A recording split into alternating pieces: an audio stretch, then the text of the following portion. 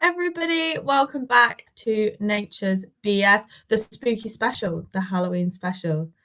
And is it spooky because all of us three are back and we haven't been back together since May. March or May? I think it was May. May. I think it was May was the last time we were all here together on The stream. ghost, the ghost of Nature's BS. Yeah. Have reunited.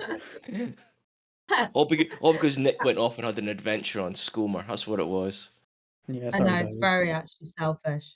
Sorry. I'll bring you guys next time. Take us with you. Please do. Please do take us next time. I wish I could. I can squeeze into a very small bag. So The bikes. Can you? Have you got a rat in that that talent? bag? No. I could certainly try. I could certainly try, Kat. No, you have to be like, is that a toad in that bag? And it's Andy. Like, yes. Yes, it Yes, but is. no. And he'll help you cross the road at any time. I will. All toads and frogs, I am your friend. Mhm. There we go. Cool. Who do we have in chat? We've got Nathan. Hello, Nathan. There is a Pookie. Hello, Pookie. And Spooky is there as well. And let's not forget Thistle as well. Fantastic. Thistle Hello, says guys. Skomer Island is almost fully booked out for next puffin season. Really? It books out unbelievably fast. Wow. Oh my god. Yeah. Oh, I'd quite like to go to Skomer just for the puffins, so I could sit down and they could running over your feet. I think that'd be amazing. Yeah, I That's couldn't even imagine that. very cool. Did you manage to get tickets, Thistle? That's the important bit. You called them on Monday, but did you manage to get tickets? Have you got yourself booked in? Hopefully. Then we can see not some on more the right puffin months. pictures. Oh. Next year. Yeah. I didn't realise you have to be that organised. That is super organised. I would even say it's organised booking now. I would have no chance. You have to get in before all the photography classes because they just like book out the entire hostel and then sell it on to all their photography friends, which is a bit cheeky, but yeah. So it generates money for Skomer, doesn't it? As well, though. That's the important thing. Yeah. That's guaranteed income. Yeah. So you got to think about that. It's guaranteed income. So yeah. Oh, Isle of May sounds good though. That does sound nice. And I can always highly recommend Bempton Cliffs.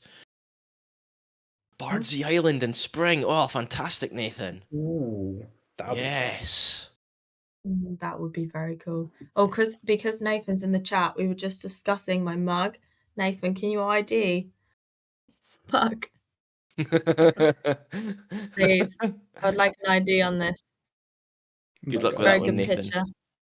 Good luck with that, Nathan. I do have a proper ID challenge for him later. I say it's a challenge. It's Nathan. You'll just go, oh, that's this, really quick. Yeah. It's trivial. Look at this. I've seen it and I've gone, that's a cool bug. Yeah, classic. It's a cool bug. Yeah. I want to know what it is. It's a cool bug. I want to know what it is. And I've held it back from Discord for this very reason. So came prepared. And Nathan said he can't ID my bug on the mug, which is fair. I'll send a picture in the Discord. It's probably a made-up bug. It's a general mug bug. It's a mug bug. That's a correct ID. Mug bug. It's a mug bug. Muggus buggers. Muggus buggers. It's really good, Nick. I like that. Thank you. Really, really good. Cool. So since it's been so long since we've all seen each other, okay, all in the same room, I suppose the first question I should ask is, how is everybody? Okay, and the second one is, what's been your highlight since we were last together on stream? So first question, how is everyone? On you go. Who's going first? You can go first, Nick. Oh, okay. I'm doing good. Yeah. Came back from Skoma. Bit sad I'm still not on Skoma. But yeah, generally very good. And my favourite experience since we were all last together has to be having a Manx shield sitting on my head and flying off. Just cannot beat it. I love them so much. I just wish you got a picture or a video of it. That would have been amazing. She'd I had have your a phone picture out, of it. recording it, doing a I selfie. do have a picture of it. I think this was Yeah. my second stream when I got back? Maybe when you weren't Yeah, here, we just were. cat, Yeah, it was cool. which can be found on our YouTube channel, I think. I think I'll be Excellent. I will check that out. But yes, by far best highlight. Cool. What about you, Kat? Well, it's kind of hard to follow that, to be honest, as a highlight. Sorry. But no, I've been okay. You know what? I feel like I've just been fighting illnesses recently. I know that's a real dampener thing to say, but I think the weather has absolutely done me in. So I've been very well for a couple weeks, and then I have been very, very busy with work, which is also too exciting, but it is exciting because I've put loads of ponds in the ground, so that is very, very Ooh, exciting, cool. but just very busy. Um, Probably my best the best day out I've had recently is when I shared last time when with me and Nick, I went out looking for fungi for the day, and that was really fun. I had a really nice day, and I always feel like when I'm looking for fungi, it's just the weather is just a bit moody. It's kind of like grey, like I'm wrapped up a bit, and then just looking for all these nice fungi, and it's like a treasure hunt. It's like the best treasure hunt 'cause you're like, yes, another one. But yeah, that's mine. What about you, Andy? Yeah, I've been good. I'm not feeling 100% right now as well because my job is now outside. So that Yeah. dampness, because I'm kneeling down constantly in amongst plants, that dampness I think has got to my throat a little bit. But other than that, I am 100% fine. And then probably my highlight was a walk along the River Avon in Bath when I saw the kingfisher, which I Oh, showed last week. oh, So cool. it was amazing. That is nice. Did you get a photo of it? I did get a photo of it. Again, it's on Lots of our lovely photos. it's on Oh, wow. our YouTube channel. Oh, cool. Because I think kingfishers, in my experience, they just whiz, and then it's like, oh, it's like the flash of like orange and blue, and then it's like it's gone. That's what happened with the second one I Amazing. saw the next day. So I saw one the next day, which is exactly the same. It just chirped as it flew by, straight past me. I was like, "Oh, kingfisher!" But this one we were walking along the River Avon, and coming up to the rugby ground, so Bath rugby, so literally right on the waterfront. And I looked over the other side of the river, and I just saw this blue thing in a bush that was over the So water. cool. And I was like, "Oh, it can't be!" And I got my camera and I zoomed in on it, and there's this male kingfisher just looking around. And I'm like, "Ooh, hey Nice. Barnacle Bum." I'm like, "Ooh, it's a kingfisher." And my partner Lisa goes, "No, it's not. It's a piece of rubbish." I went, "It's not. It's a kingfisher." And I took a picture and I showed it to her. And she went, "Ooh, it's a It is a kingfisher." kingfisher. And we sat watching it for about half an hour, 45 minutes. So Oh, Oh, cool. That before it sounds flew really off, nice and peaceful. that was brilliant. Oh, So good. oh, I But am I've very got to say, having been catching up on wildlife encounters on our Discord channel, if I'd had Barnacle Bum's experience, oh my gosh, this one. I think I would I'd be on the ground right now, just in a coma. I'd be comatose on the ground because Barnacle Bum had a hen harrier fly within 6 feet of her elbow, and she didn't have her camera ready. of her elbow, did you Yeah, say? yeah, it just flew right Oh. past her. It's always when you don't have your camera ready. It's Like, always when oh, you I'll don't have just your camera put it in I my ready. know. bag or I'll change some settings. Like, oh, there's a really cool bird that's really close. Yeah, it's always the same. That's an amazing experience, Barnacle Bum. You can tell I am exceedingly jealous. Very We've got to say though, cool. was it a male or was it a female? Oh yes, the red-eyed vireo from Nathan. That was cool. The My pictures of highlight that. this week has been the red-eyed vireo. Yeah, the Rizo's pictures of dolphin that are and on the our Discord otter. channel as well, folks. If you haven't looked at it, go and check it out. It is a stunning little bird. You're missing out. Great spot. There you There it go. is. The Rizzo's dolphins as well. The otter, Mm. male and female kingfisher fighting. Oh, what a That week. seems like a good week. That's an Yeah. amazing week. That is an absolutely amazing week. Yes, there we go. There's the Oh. dolphins out. Look at that. These are Oh great shots, my. by the way. Look female Look at colours, but that. could be a juvenile, which can be similar colouring. Cool, awesome. Oh wow. Look at those. That is amazing. Nathan, where were you? Were you on the bank? Like, you look like you were in the water with those Yeah. photos. Either that, or you got a Swimming phenomenally with good them. telescopic lens. Yeah. Oh wow. So It cool. looked like they're showing off.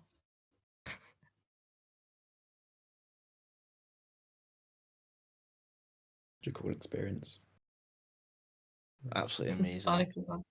Dolphin-like with the On a sunglasses. cliff. I know my lens is really cheap.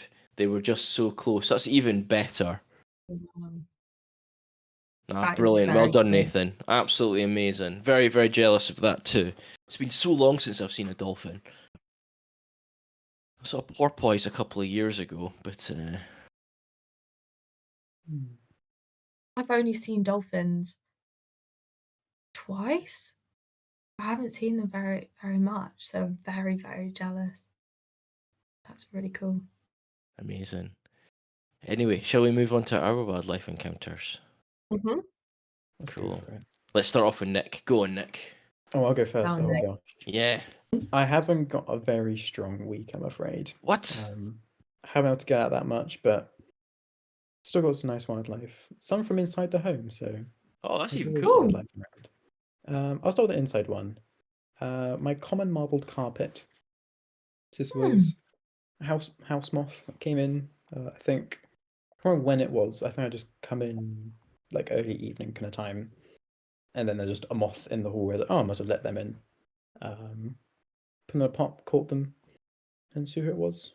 It's lovely common marbled carpet. See, yes, Look at Very his little nice. nose. everywhere. It's so cute, so cute.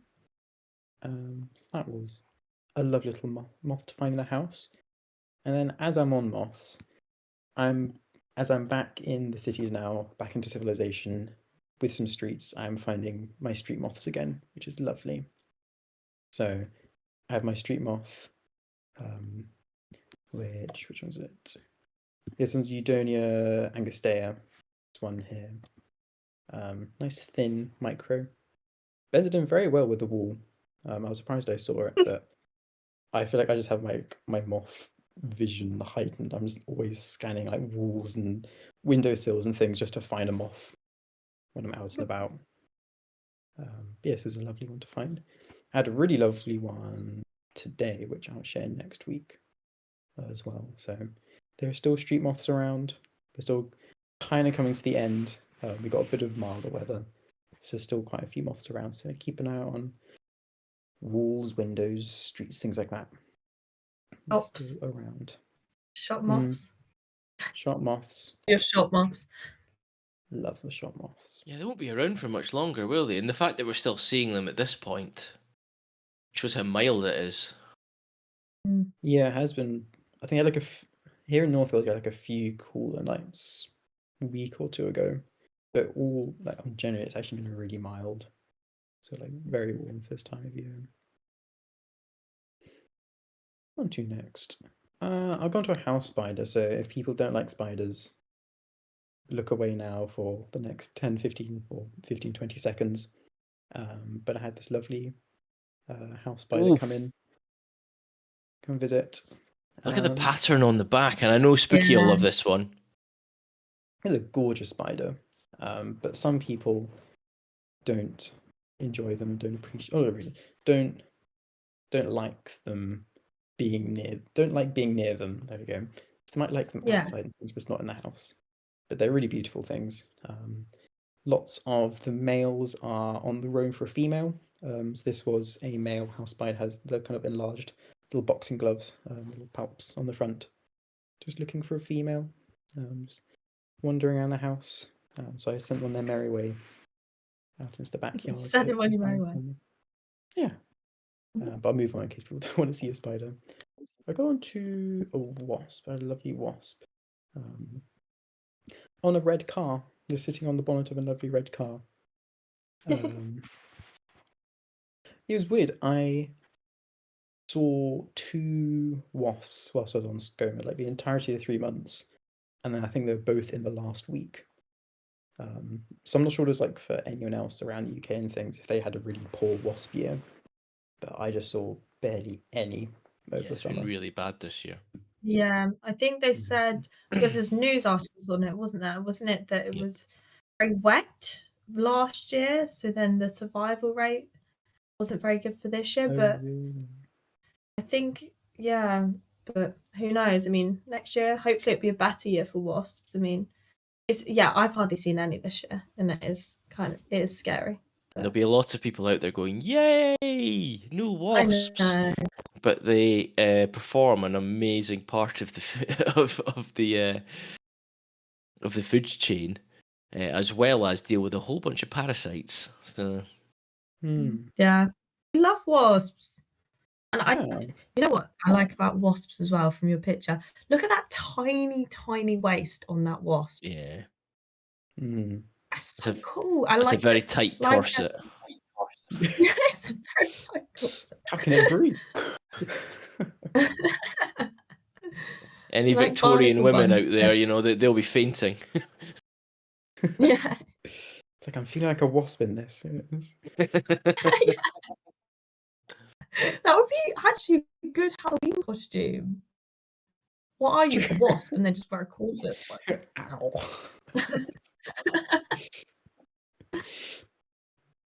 But yeah, this is one I saw on the bonnet of a car, and I've seen a few more over the last week or so, which has been nice.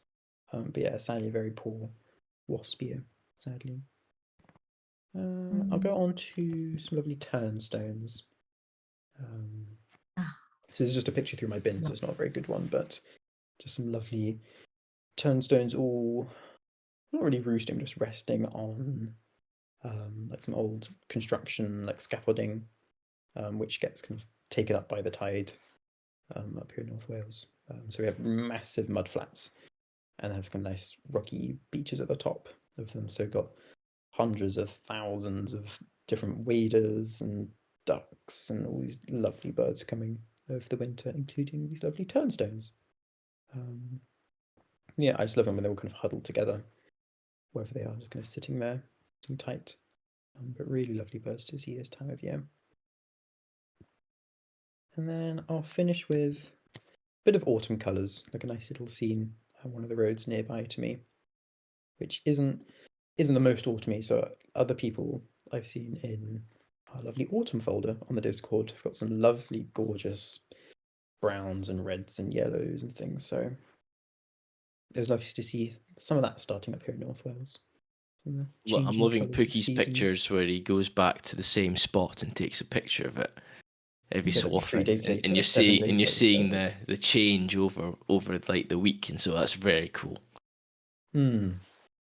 It's lovely to see, like how there we go. trees. Oh, look at the colours on look that. at that. Yeah, because like some of them are like deep red, some of them are still Yeah. green. And gorgeous one. Oh, Nathan knows that path. It's a good path, Nathan. Nathan also Yeah. said December moths, for instance, have alcohol in their blood that act as an antifreeze so they can fly during winter. Now, I didn't know that. That's I did cool. not know that. I knew they were like really hairy to help them keep them warm, but like having antifreeze blood is next level cool. That is super cool. Thank you. I'm going to have to get all my thermals on one night and go out and set up my moth trap and see what moths I get. Yeah. That'd be I cool. might have to do One of my that. favourite moths. What, Marvel de Jure? Is that on the wing now to November? In November? Is that right? Definitely around now. I'm not sure Yeah. when. That is my favourite. Like Barnacle Bum's comment, really hairy and full of alcohol is not how I imagined a moth to be. Maybe not full of alcohol. Just a teeny tiny bit. I love that. And maybe the December moth's like ranking up there with one of my favorites just because of that.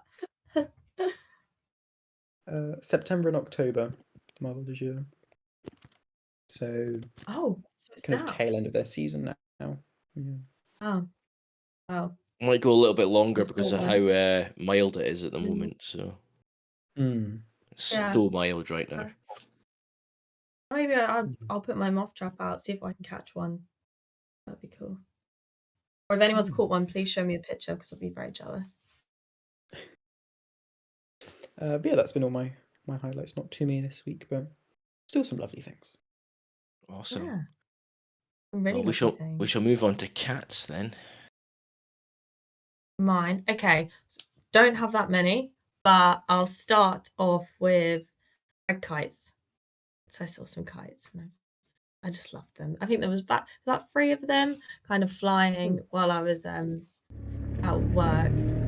And I just stared and watched them for a good 10 minutes probably. Oh, look at them. Oh, See, I just wish I had a better camera to just like take better pictures of them because this just doesn't do it justice, does it? But yeah, where I am, I get loads of kites around me. So, but they all still are always really, really lovely to see. And then my other one, I was going to do as my species focus, but shall I just do that now? You can show off, or we can wait and look forward to your species focus. Okay, look forward to my species focus. Yeah. I'll hand it over to Andy. ooh, hyping it up now. Yeah. I've got to say regarding red kites, I had an encounter with a red kite last week as well, while I was at work, and we're in this garden, and there was a massive kerfuffle, and all the birds just bolted out of this tree, and I was like, "Oh, there's a predator around," and then a red kite flies over the top of the tree. There Here I it am. is. Yeah. So I was like, "Cool, I'll take that." Yeah. But Pookie says they're so rare here. Oh, It's funny, really? isn't it? Yeah. You get storks, Pookie, so fine. And lots of woodpeckers. Lots of This is true, woodpeckers. and lots of woodpeckers. So we get the kites, you know. I'm allowed the kites. Cool. Right. Moving on to mine then. So I'm going to start off with a larvae. I put this on Discord just to ensure that I actually knew what it was. And it's this little monster. Now this thing was massive, and Barnacle Bum says cute. Oh, cute. It's cute. It looks like something out of a horror. Honestly, if it was scaled up, like if I was an ant and that was scaled up, that would be the size of an elephant, and or bigger. yeah. Okay, like height wise, not length, height wise, it'd be like the size of an elephant, and I'd be terrifying. Like, honestly, I'd It's good for a Halloween special, Andy. yeah, Yeah. This is well timed. elef ant. Hee. Good one, Barnacle. So this is a cockchafer larvae. So they spend a couple of years underground, and then once they're ready, they will hatch out, become a cockchafer, and fly around for a few weeks to months, looking for a mate, consuming lots and lots and lots of grain. There's a real issue with them a few decades ago in France because they just decimated crops in France. So yeah. And if you ever see a cockchafer, you know I've seen one because they are big, like the end of my thumb You'd size. hear them as Like, well. yeah, They're Oh massive things. yes. Yeah. Wow. Clumsy as well. Yeah. Cool. So my next one is a bunch of ladybugs hibernating. So again, this is while I was at work, and I found all these this dead Oh, plant, cool. and I looked at it because I saw some red, and I saw all these little ladybugs hibernating. Now I believe these are 7 spots. I didn't move anything out the way to have a closer look because I wanted to leave them alone, and I also didn't chop the plant down. I left it, so it is still there doing its job. Mm. Oh, that's really cool. I like that photo. That's... Yeah, it's nice. I just love the shapes of the leaves really contorting. Yeah. And they sneak their way Yeah. inside. And there's loads of them in there as well. I reckon there was like between 7 and 12 in amongst wow. all of them. So they all clump together, keep themselves warm, as it were, like sharing body heat and things. And this isn't. This was the first I found little hibernation spots, but I've seen loads of them throughout lots of different gardens, including a plastic pole that had a hook on the end, and they were all nestled inside the hook. Ah, Oh, So they're literally that makes finding sense. anywhere that they can hibernate right now. So yeah, it's very cool. And the next one Cool. is where I need Nathan's insect eyes. So we can what do you pull up do the there? unknown, and it's the colours on this one that just blew me Oh, away. wow. Oh, that's Oh, gorgeous. How That stunning is that? yeah. that's a good beetle. It's And I bloody have good beetle. Yeah. absolutely no idea what it is. Ah, so lucky, a rosemary beetle. Okay, I need to look that up. Rosemary beetle. That's a gorgeous one. Oh yeah, if you look it up, the colors. I guess it's one of those things where they're so shiny, it's sometimes hard to see the colors on them. They're invasive, unfortunately, but the colours are stunning. Okay, that's Ah, damn cool. it. Mm. They're too pretty. Okay, so let's see what information we can get about it. It's 8 millimeters long, metallic green beetle with purple stripes. To be found on rosemary, lavender, thyme, sage, and some other related plants. May to October. The soft body grubs are greyish white with 5 dark longitudinal lines. Fully grown larvae are 5 to 8 millimeters long. The beetle is a native of southern Europe that's become an established pest in Britain since the 1990s, especially in the southeast of England. It seems to be rapidly colonising the country. Cool. Yeah, Nathan was saying they're Mm. related to our native Snowdon leaf beetles, that are only found in very small areas of the Snowdon's time. All right, okay. That's really Mm. cool. That is very cool. So yeah, so I saw this little guy on a wall, Mm. and I was I'd like, love "Ooh, to see that's Nathan's cool." photo of So I this. took a picture. Mm. What do they They affect if they're infect. invasive? That's a good question. Let's see if we can find out. Uh, I imagine they'd live on the rosemary, thyme, lavender, Mm. because lots of people have those in their gardens. So Plants effective. So rosemary leaf beetles only feed on a small number of plant species, which includes rosemary, lavender, sage, and thyme. If the shoot tips of rosemary and lavender are turning brown and dying back, it could be the sign of an infestation of the rosemary leaf beetle. These small beetles feed on the new shoot tips, causing them to die back. They're easy to spot because they have metallic green and purple stripes across their backs. Their larvae, which are slug-like and pale grey in colour, with a dark stripe down the side, also cause damage by feeding on the shoots as they grow. Mm. Well, Nathan said they're very common garden pests as opposed to being a wild pest. That makes sense. I'll The keep only looking. so treatments. I'm not going to read the chemical ones. So organic is regular observation in late spring each year is essential to prevent infestations establishing. Removing adults and larvae by hand will help to reduce numbers. Shaking infested bushes over an old towel or sheet will enable larger infestations to be collected and removed. Netting and fleece can be used to stop adults moving between plants. There are currently no natural enemies commercially available to control rosemary leaf beetles. And then prevention, check plants on a weekly basis for signs of infestation and deal with them as soon as they appear.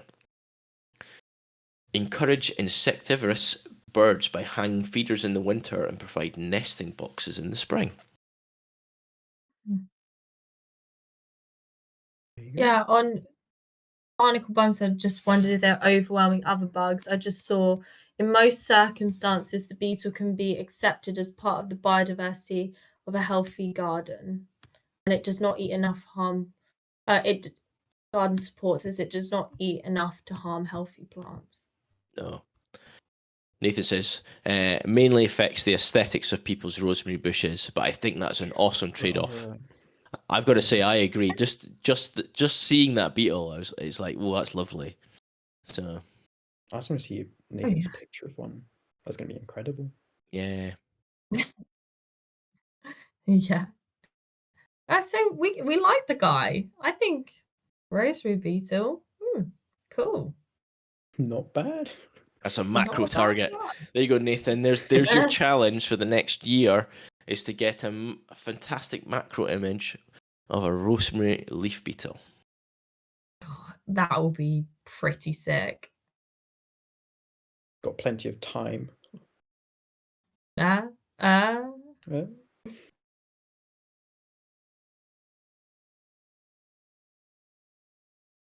did photograph it. Yes, I did see that one, Nathan. Yes. There you go. You can do the whole family photo shoot. Line them up nicely. I say, gee. Yeah.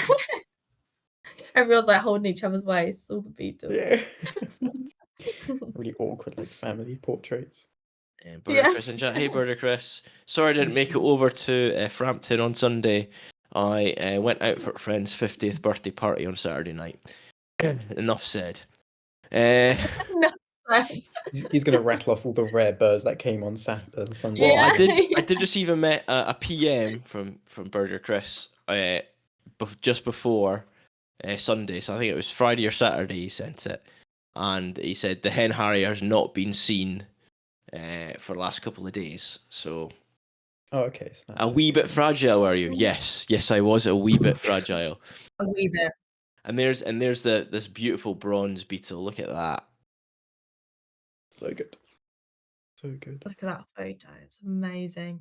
And he said the hen harrier was seen. I bet it was seen on Sunday as well. I bet it was seen on Sunday. Midday Around about after the 1:30, which is when I would have been there. Classic. Amazing. Fantastic. Yes, on Sunday and yesterday. Okay. Oh my gosh. Oh, rub it in. Rub it in more. Oh no. Honestly, where Burger Chris works is just a hotbed for rare species. It's phenomenal. Absolutely phenomenal. Anyway, let's move on to the next thing.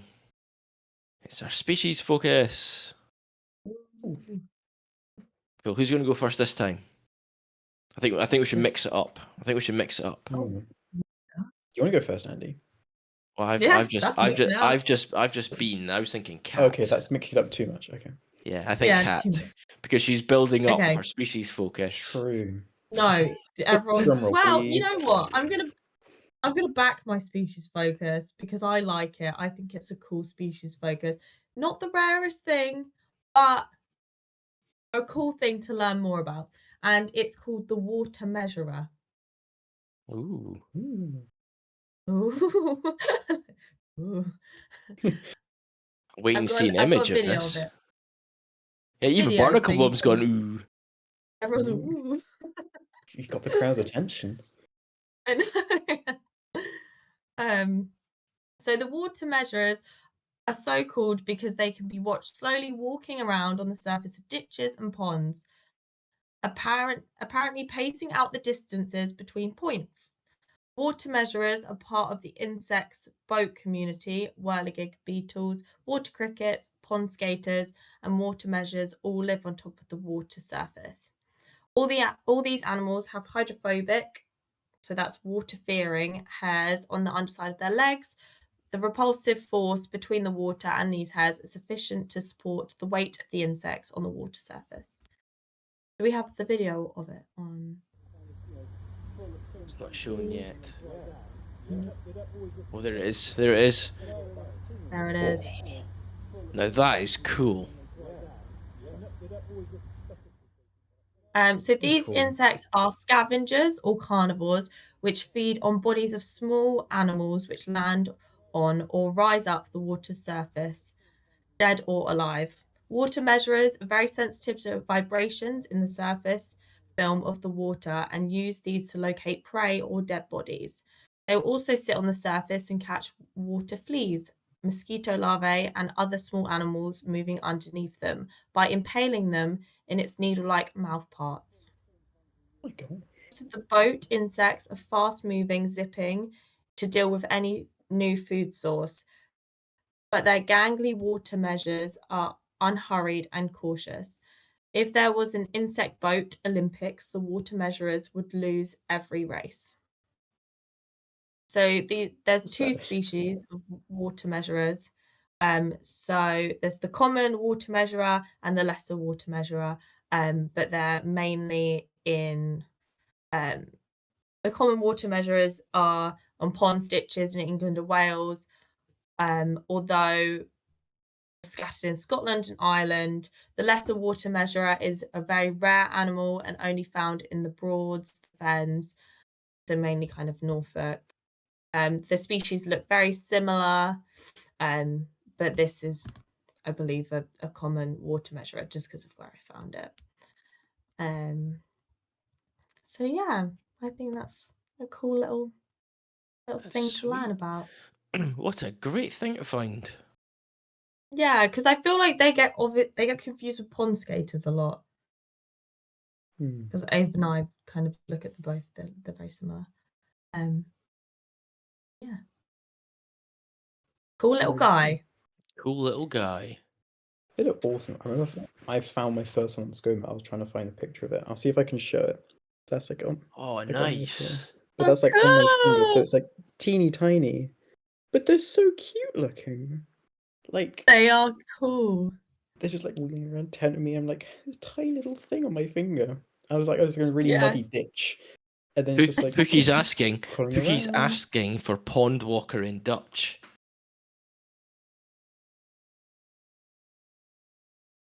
I have to. Oh, I mean it's called a pond walker when translated Oh, from Dutch, it's called maybe. it's called pond walker in Dutch. Oh, right, okay, Ah. that's different then. Sorry, Burder Chris has just That put makes something. sense.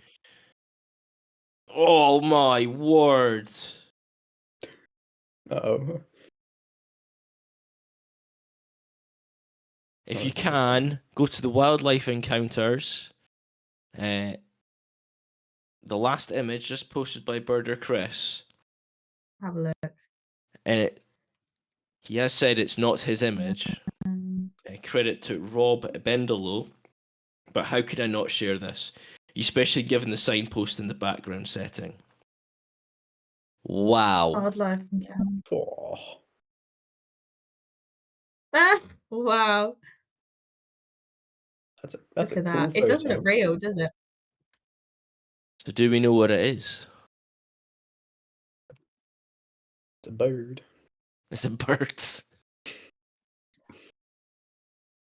Is it a bit like a bittern or something? It is a bittern. Yeah.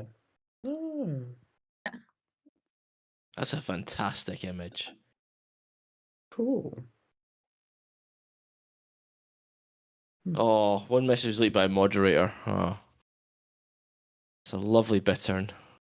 Sorry, Burder Chris. He was trying to post the link. We can show The it. show. It's the Discord. There we go. I'm going to copy and paste that into chat so people can go and have a look. Yeah, sorry, we don't have VIPs at the moment. As soon as we can get to 50, Tell your We can friends set to up come and VIPs. follow us. Mhm. And then we can start getting We a need channel 50 point. followers. We're on 37. Exciting. We're so Start getting- close. Very close. When we get channel points, Get your we'll friends and start getting family that. to hit the like.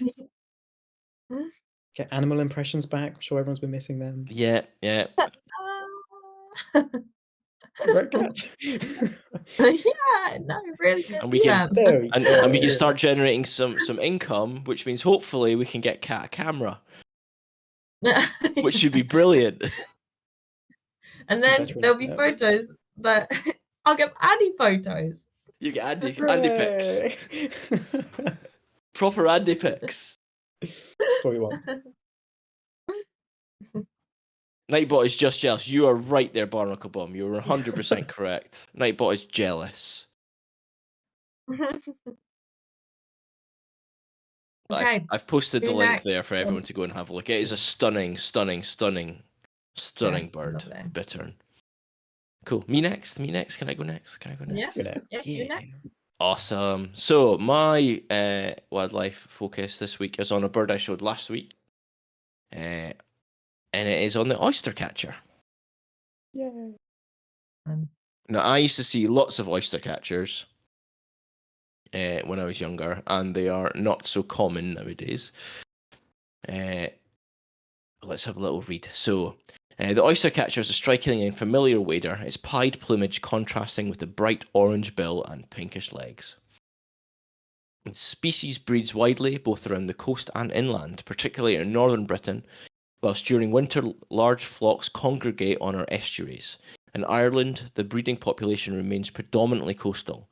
Britain and Ireland support a significant proportion of the global population of the species. Ringing studies highlight that there is little interchange between the Atlantic subpopulation, which includes those breeding in Iceland, the Faroes, Britain and Ireland, and the continental subpopulation, which is made up of birds from Scandinavia and the Low Countries. It is a UK list amber with around 96,000 pairs. Okay, so you're looking at about 190,000 individuals. But that's a decrease of 21% since 1995. Oh. Let me think. What am I going to look for next? We normally go into productivity and nesting. Haha. So the first clutch is laid on my birthday. There we go. First clutch is laid on my birthday. I knew there's a reason I picked this bird. That's how to remember it. So anywhere from the 15th of April to the 9th of June, the mid of that is the 19th of May, which is my birthday. It has one brood per year, with a clutch size of 2 to 3 eggs. There you go. 2 to 3 eggs. Survival and longevity. So, wow. What do you think the maximum age from ringing of an oyster catcher is? Ooh. From your reaction, long time. So I'm gonna guess I don't know actually. 35? Okay, 35 years. Birdicus has gone 21 years. Oh, I'm way off. 26? I want to say 30 something. And what did you say, sorry? Cat, 26? 26. 26. Okay, any more?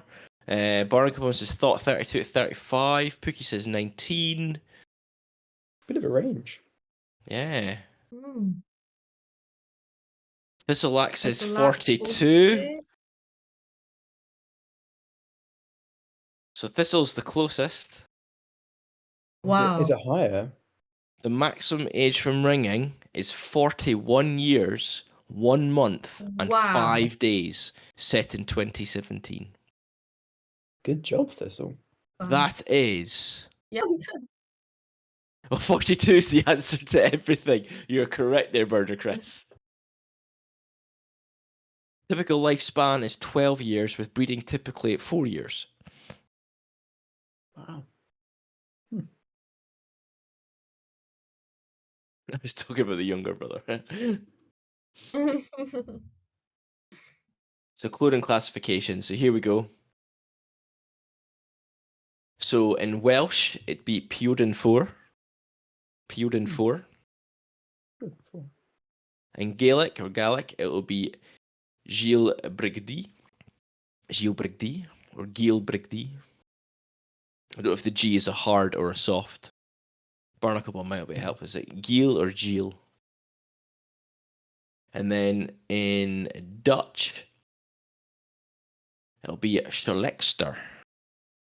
Nicely butchered, says Barnacle Bum. Almost sounds like a compliment. Nice. Nicely butchered. School Exter. School Exter. Okay, School Exter. Thank you, Pookie. Yeah, that's pretty cool. So there we go. The wonderful, Nice. I'm glad. wonderful oyster catcher. Exter equals magpie. Ooh, now that's cool. Oh, So what's school then? Is that water? So could it be a water magpie? I love that if it is. Maybe a sea magpie. Yeah. Sense. Barco's saying soft G as well. Soft G. So Giliu Preju. Okay. Oh my god, what a map besides me. It does sound amazing, doesn't it? Water magpie. Oh. I think because they're really noisy. You can always hear them Barnacle. everywhere. Yeah. I'm gonna stop there, Barnacle. I'm not gonna do it anymore. It's close enough. Yeah. I need to go to Gaelic lessons. That's what I need to do.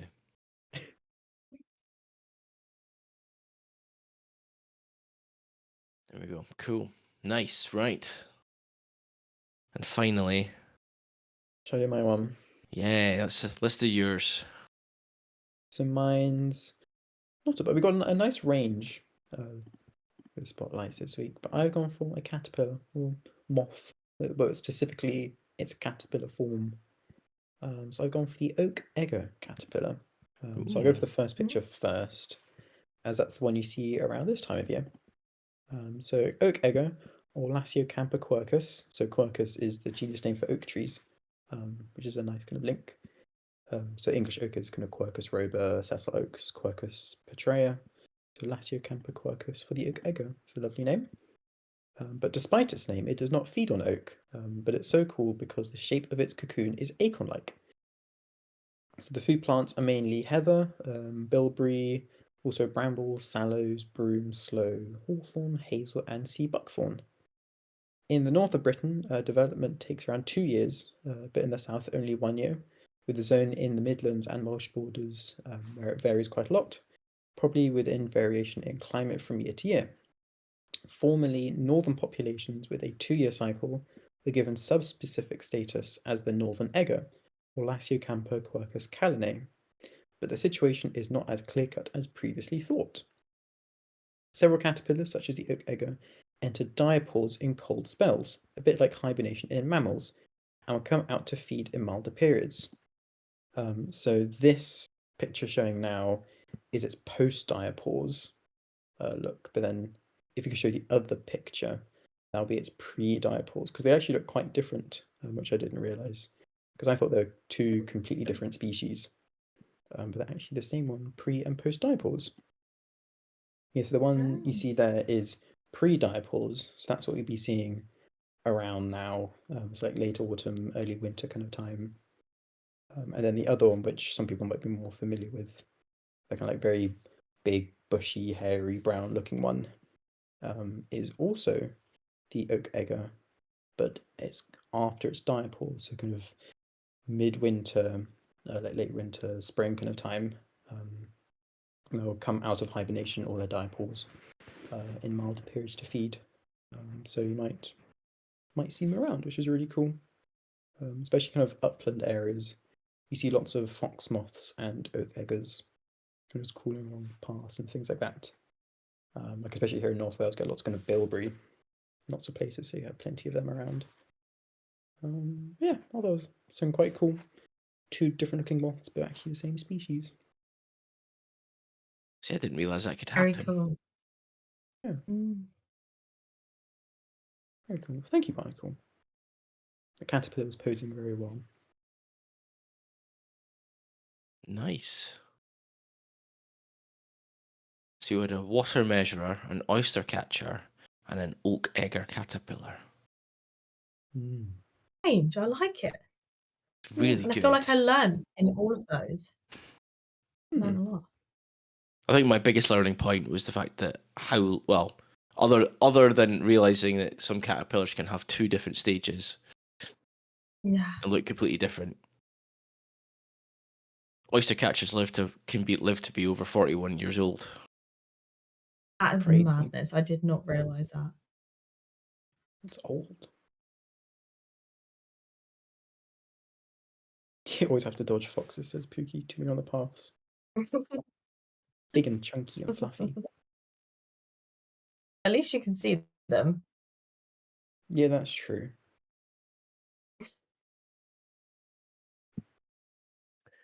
Cool. Right, shall we move on to the news and then we can get on with our Halloween The quiz? news. The quiz. Oh, yes. Exciting. Okay. Let's go on with the news. Awesome. Shall I do news first? Go for Keep it. mixing it up. Yeah. Awesome. Mix it up.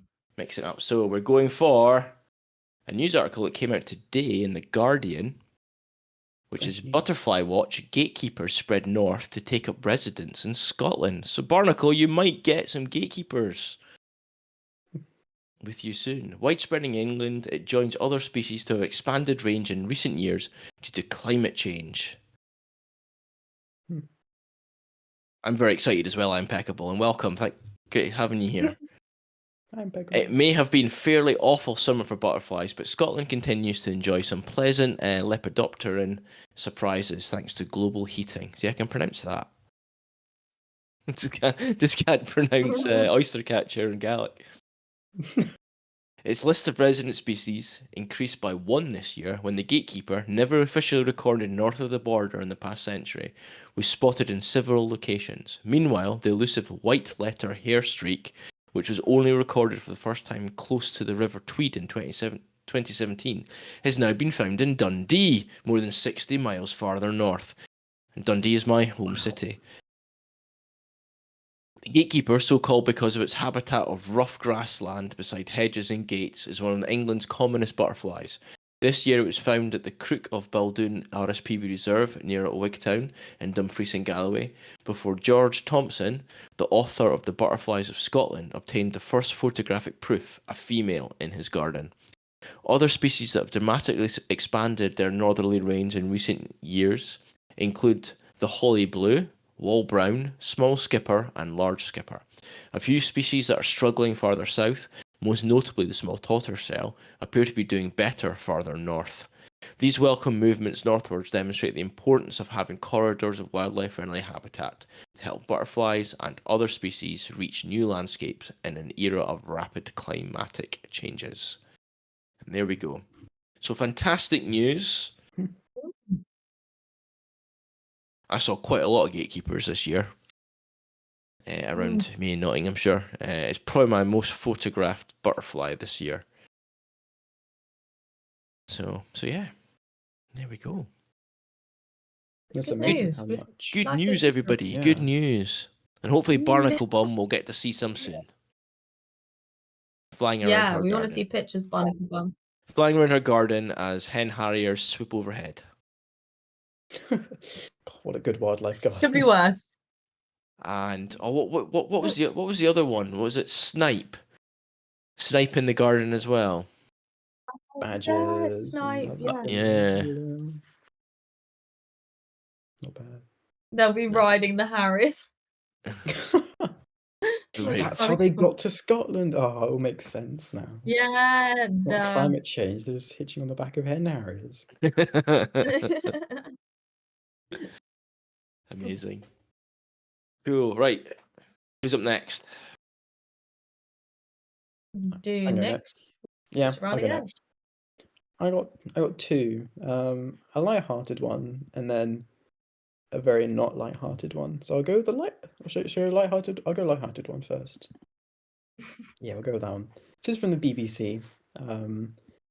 It's just a nice short one, nice short and sweet, saying tomato factory lights mistaken for lovely aurora.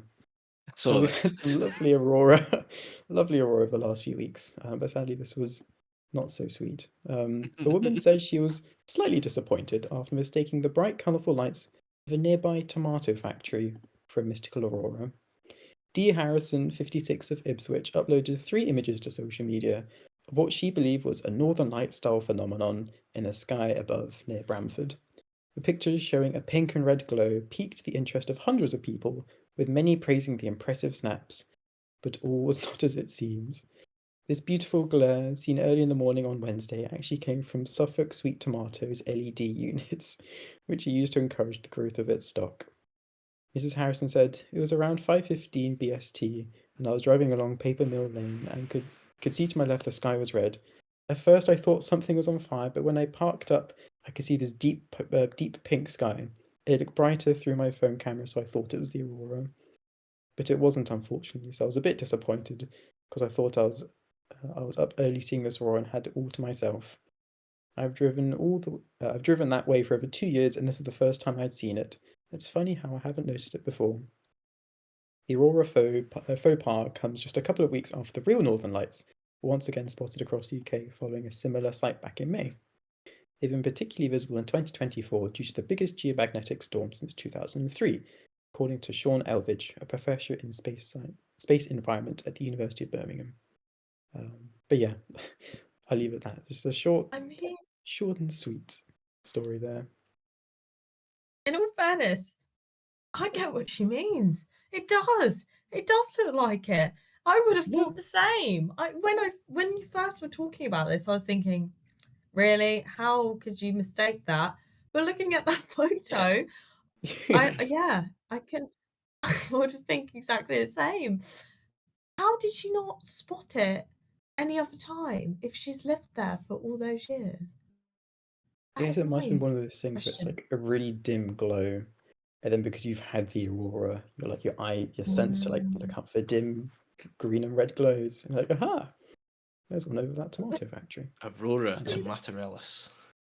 What? Aurora tomatoralis. So funny. But like Bird Chris said, the sad thing here is, of course, how much light pollution that is, and the carbon footprint of growing It'll be those growing tomatoes those tomatoes. locally does not necessarily mean green. Yeah. Yeah. Yeah, that's true. Yeah, she probably could have seen the northern lights from back with the glow of the tomato factory. Yeah. Yeah, but my other That story is quite funny news. yeah, it was a fun, uplifting story for some, but the other one I found is definitely not. So this is one by The Guardian about a week or so, about 2 weeks ago actually, saying trees and land absorbed almost no CO2 last year. Is nature's carbon sink failing? The sudden collapse of carbon sinks was not factored into climate models and could rapidly accelerate global heating. This is quite a long article, and I do recommend reading it because it's an interesting read, but I'll just go through some of it here. It begins each day at nightfall. As the light disappears, billions of zooplankton, crustaceans, and other marine organisms rise to the ocean surface to feed on microscopic algae, returning to the depths at sunrise. The waste from this frenzy, Earth's largest migration of creatures, sinks to the ocean floor, removing millions of tons of carbon from the atmosphere each year. This activity is one of thousands of natural processes that regulate the Earth's climate. Together, the Earth's oceans, forests, soils, and other natural carbon sinks absorb around half of all human emissions. So it's a huge amount. But as the Earth heats up, scientists are increasingly concerned that those crucial processes are breaking down. In 2023, the hottest year ever recorded, preliminary findings by an international team of researchers show the amount of carbon absorbed by land has temporarily collapsed. The final result was the forest, plants, and soil as a net category absorbed almost no carbon. There are warning signs at sea too. Greenland's glaciers and the Arctic's ice sheets are melting faster than expected, which is disrupting the Gulf Stream ocean current and slows the rate at which oceans absorb carbon. The algae-eating zooplankton, melting sea ice is exposing them to more sunlight, a shift scientists say could keep them in the depths for longer, disrupting the vertical migration that stores carbon on the ocean floor. I'll stop there because it's quite a long article, but it's very interesting and kind of terrifying to think about all these different natural processes which we as humans have taken for granted, and it's taking the brunt force of our continual expansion of fossil fuels and emissions, and maybe now things like all this algae, zooplankton, the forests after we had huge numbers of forest fires, or the drought, so the soil's drying out, and these carbon sinks maybe just aren't going to work anymore. They could just be collapsing, which means our emissions are going to be going up a lot faster, which means everything gets worse. So a bit of a scary one, that one. And nothing in the budget Yeah, today that is to help reduce. Yeah. If anything, it will increase because bus fares have gone from £2 to £3. Yeah, it's not So looking there, good. yeah. I saw there we that. go. Yeah. Yeah, so you do have That is COP16. scary though. Yeah, so there's currently COP16 happening in Colombia. Well, hopefully some good news will come out of it, but it hasn't looked anything promising, and it's been going on for about 9 days already. So Like I said to you fingers last week, nothing ever comes out of them.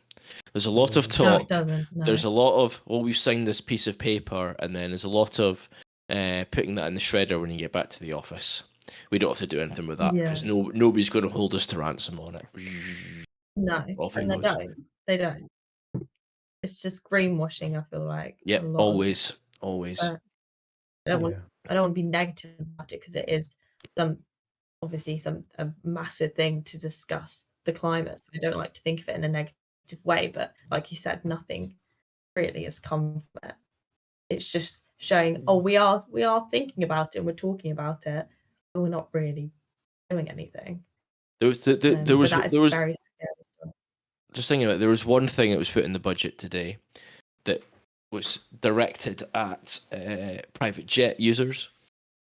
It was obviously private jets are one of the highest. Well, all the private jets that are used create more CO2 output than all the like standard airlines combined. Really? Wow. Apparently, yeah. So they've put up taxes on people using private jets, but it equates to Good. a massive £450 per passenger going from London to California. £450 per passenger. So if you're rich enough to be able to use a private jet, do you really think £450 is going to bother you? No, I feel not that's at maybe all. like less than a No. fifth or a sixth of like the ticket, like it would cost. That's Yeah. nothing. So Oh well. yeah, so It's something. It's something like that. £450. At least it's something. they just need to ban the use of private jets coming in and going out or going through the UK. Just ban it. But it's something that's taxable, Yeah. so they won't. Yeah. And they don't want to be seen, and this is all governments. They don't want to be seen to be controlling their populations. In a time when fundamentally we need to be controlling populations, because otherwise we're not going to move fast enough to stop these things. Project Seagrass sow thousands of seagrass seeds as meadows capture loads of carbon, though I'm unsure of how many hectares would generate a big impact, says Barnacle Bum. This is where we need a personal carbon allowance, and if you go over it, you're taxed at percentage of your gross income rather than by a fixed amount. Yeah, That's I agree. interesting, That's yeah. a very good point. Chris. Yeah. Barnacle says reading seagrasses can capture carbon faster than rainforests. I think that's true as well, Barnacle. I think it's because of how quickly they grow. So they're very fast growing, which means they've got to pull carbon in a lot faster. And hopefully they'd spread really quickly too. Yeah, that's true. But yeah, with the Guardian article, if anyone's interested, I put it in the general chat on our Discord channel. If anyone's interested in reading it. Cool. Right, moving on to Cat. Hopefully some good news. Good news. This is a nice news story. Okay, so it is the Wildlife Trust buys Rothbury estate in largest land sale in England in 30 years. So the Wildlife Trust have bought part of the Duke of Northumberland's son's estate in the largest land sale years, marketed by its estate agents as, in brackets, a paradise for those with a penchant for sporting pursuits, from world-class fishing on the illustrious river Croquet, is that Croquet? To pheasant and grouse shooting. Rothbury Estate has now been bought by the Federation of Charities, which plans to restore it for nature. The Wildlife Trusts are buying the land in an unusual two-phase deal, having already bought a significant chunk of the 3,850 hectare estate. They have been given 2 years to find the rest of the money, for which they are launching a fundraising appeal. The estate was previously used for intensive sheep farming and shooting. It was put up for sale by the Duke of Northumberland's youngest son, that has been in the family for over 700 years.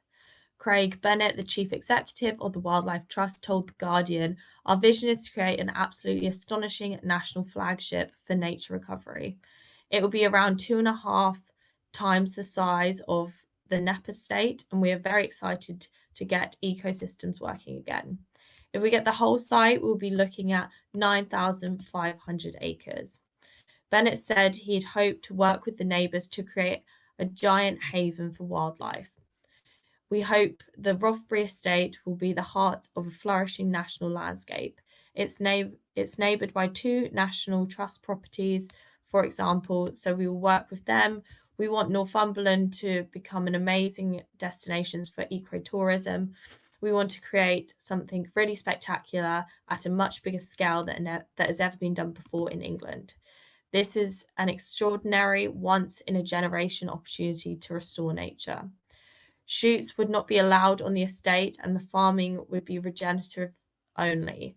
Obviously, allowing shoots would not be appropriate for the Wildlife Trust. We hope to showcase nature-friendly farming and conservation grazing and productive fruit, vegetables, and sustainable meat for local people. The current purchase includes the Simonside Hills and a mixture of lowland woods, side and farmland, the western side of the estate.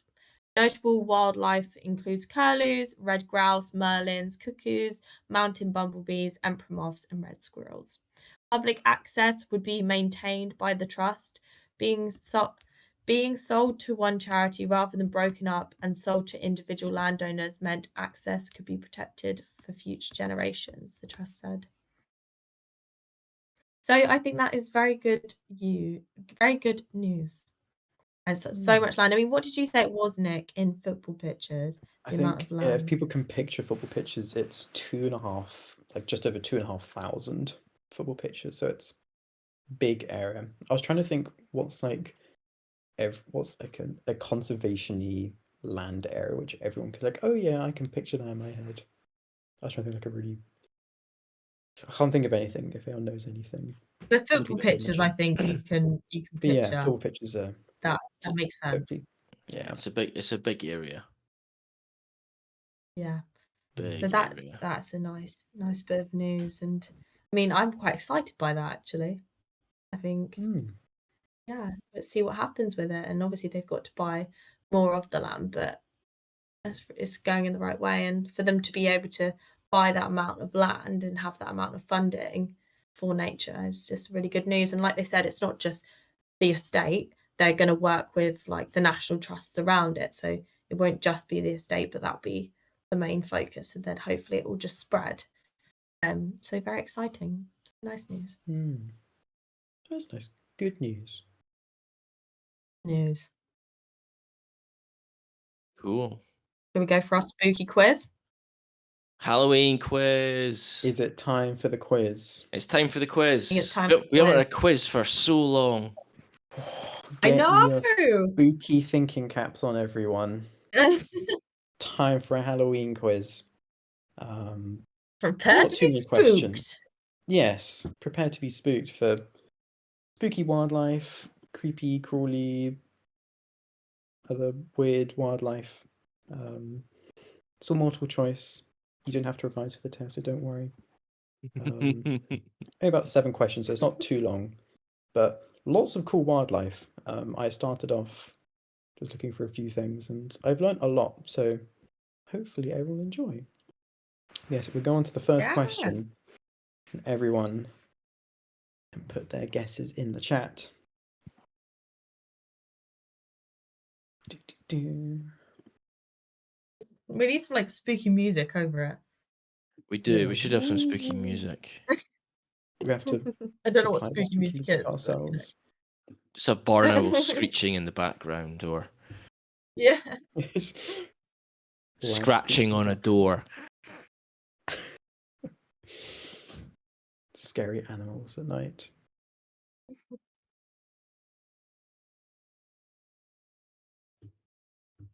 Are we able to see question 1 yet? Loon calls, that's a good one, Pookie.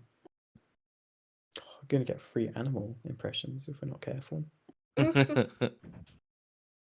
Quoth the raven, nevermore.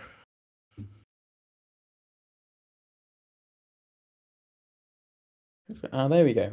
Question 1. Which of these species do we know humans have evolved to be innately afraid of? So this is something that humans are born with. It's like evolved within us. So we're not taught it by our parents or guardians or through society. This is something we're born with. So which species do we know humans have evolved to be innately afraid of? A, bees and wasps. B, I should put B as bees. Anyway, B, spiders.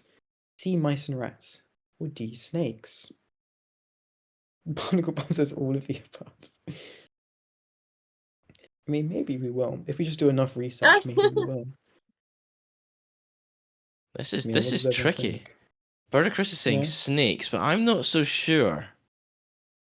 This I also says think snakes. I'm gonna go mice and rats. Yeah. See, I think I'm going to go I'm with gonna go I'm peckable here and say bees and wasps. A. Ooh, we got a good range. Ooh. I like this. I like Barnacle being Bomb on saying this A, end as well. bees and wasps. A, B. D, because they could kill you, says Pookie. Nathan coming in with snakes.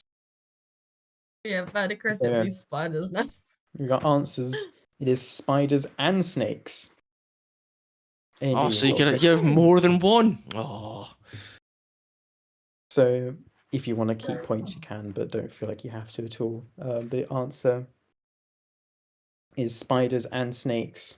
It's meant to be B and D, actually. I realized I put that wrong. But yes, many people are afraid of large predators like wolves and sharks, and small animals such as bees, wasps, mice, and rats. However, this reaction is thought to stem primarily from negative social connotations, such as in the media. However, research suggests that fear of spiders and snakes is innate. Even 6-month-old babies show fear responses to photos of them, where they would be too young to learn from any societal influences. It is believed that this is because humans and our ancestors have coexisted with these potentially dangerous animals for tens of millions of years, and as such have evolved an innate fear of them. So there we go. Humans have innate fear of spiders and snakes. So that's so people are like, oh, I'm scared of spiders, and the people kind of make fun of you or anything. Then it's like, I've just evolved that way. It's not my fault. Blame evolution. How could you be scared of that little spider there? Look at that. How cute is it? It's so cute. That is, in fairness, that is a very cute spider.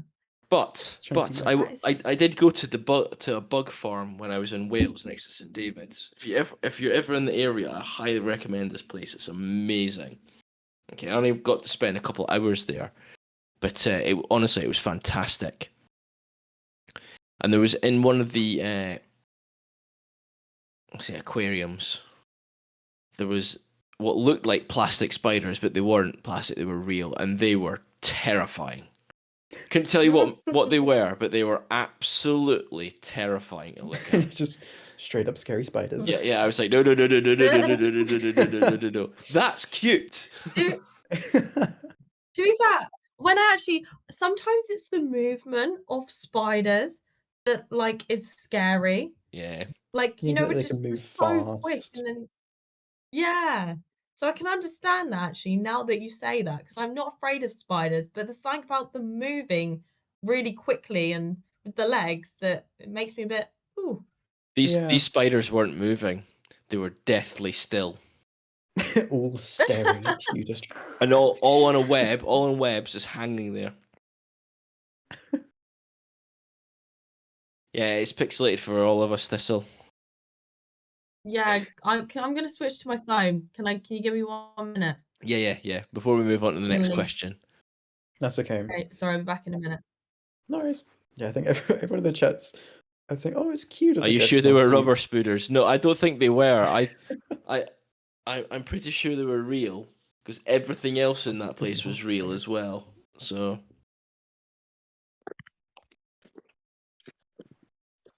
It's still jumping on Scuttles like a Back. icky you're spider. back. Okay. Back. Better. Are you ready for question 2, everyone? I'm ready. Yeah. Let's go on to question 2. Question 2. If it comes up. It's hard working with a slight lag with the stream and things. There we go. Question 2. Which of these is not a real fungus name? So which one is not real? Oh. There are 3 real ones and 1 fake one. Is it A, the zombie ant fungus, B, the strangler fungus, C, devil's toenails, or D, the weeping widow? Which one is not a real fungus? So there's one that's not a real fungus. 1 that is not real fungus, 3 that are real fungi. Well, devil's toenail is a fossil, isn't it? Or is it? Or is it? I don't know. A weeping widow. I'm pretty sure it's not called zombie ant fungus though.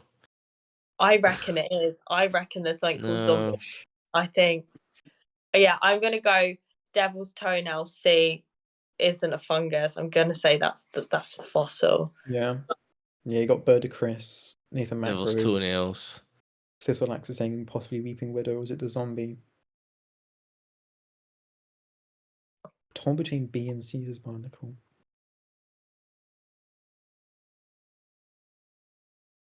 Devil's toenails were covered in a previous episode, or in the previous channel. In the previous channel.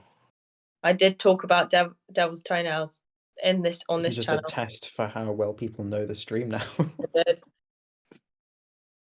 But was it covered as a fungus? That's what I mean. Is it a fungus? Give it a few more seconds for people. I know devil's fingers are going to say toenail C. Burgers is C. I pay attention. Good job, Birdicris. Extra points for you. Yeah. 2 extra points. Right, we'll go on to the answer. Hope that's given enough time for everyone. The answer is... It's C, you're right. Devil's toenail is a fossil. Yeah. So yeah, devil's toenails are actually the name of fossilized gryphae, or ancient mollusks. The zombie ant fungus, which is a very media heavily influenced name because they love scary sounds. But scientific name Ophiocordyceps unilateralis. Target ants mainly in tropical rainforests. The fungal spores penetrate the exoskeleton and travels through their circulation system to reach the brain.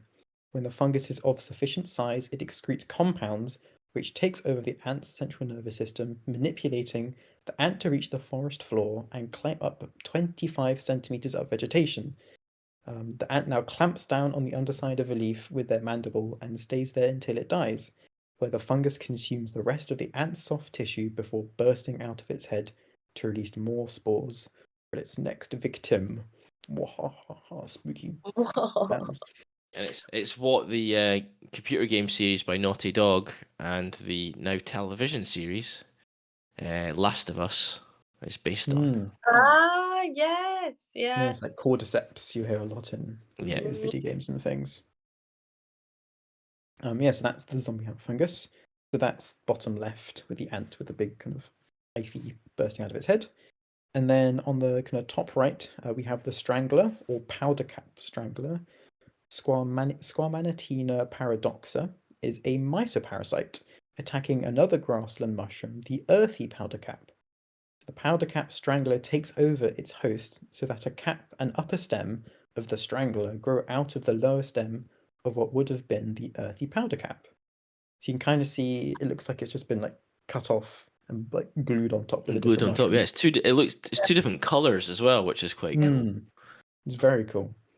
And then we have bottom right, that is the weeping widow or Lacrymaria lacrymabunda, because and they're named weeping widow because of their black watery droplets that appear at the cap rim and on edges of the gills when they are moist. This large grassland fungi is occasionally species in parkland, open woodland, lawn, fields, and roadside verges. The English name somehow seems particularly poignant when these somber but gregarious mushrooms pop up to shed their tears beside gravestones in town and country churchyards. Oh. So there we go. Spooky mushrooms. Oh, Nathan has to go now. Cheers, Thank you for Nathan. joining us, Nathan. We'll see you again soon. Please keep the images coming. Really cool to see. Go on to question 3 for more spooky action. So, question 3. How many animals do domestic cats kill every year in the UK? So they're like cats, like a Halloween thing, like I love, black cat, I love, also I love that the death. cat is dreaming of catching a white-tailed eagle. It thinks bet it big, does, dreams big. Dream big. Aim for the sky, or the stars. I'm gonna say 2 million as well. I'm gonna agree with Thistleax. 2 million. It's a very ambitious kitty. You're right there, Murder Chris. If you've never seen a white-tailed eagle, Bit bigger than a cat. just a bit. Maybe it's a Scottish wildcat. Even then, Yeah, even then. Catches the eagle. But yeah, options 0, the animals are just plain dead. 20,000, 2 million, or 200 million. How many animals do domestic cats kill every year in the UK? I'm going with D. Aspects of food 200 supply. million. Yeah. And it wouldn't surprise me. I know. I kind of get what you mean. I'm gonna say C. Yeah, you got With C. my fingers crossed. Andy, Barnacle, and Pookie are all saying D for 200 million. Murder Chris But is Chris saying says D as D. well. Any other guesses coming in? Looks like it's an indoors cat as well from the picture it shows. Yeah, It's very very scream. ambitious. I reckon probably more than D. It's option E. Yeah. Extra 0 on the end. 2,000 million. Isn't that 2 Give it a few billion? more seconds. Yeah.